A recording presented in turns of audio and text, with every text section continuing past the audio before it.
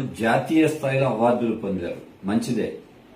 కానీ నగరంలో పారిశుధ్యాన్ని మాత్రం పూర్తిగా నిర్లక్ష్యం చేస్తోంది.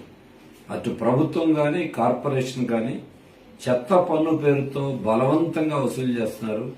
కోట్లాది రూపాయలు జనం దగ్గర వసూలు చేసిన చెత్త పన్నుని బడా కాంట్రాక్టర్లకి క్లాప్ అనేటువంటి క్లీన్ ఏపీ పథకంలో వాహనాలు పెట్టి ఆ కాంట్రాక్టర్లకు దోచిపెడుతున్నారు.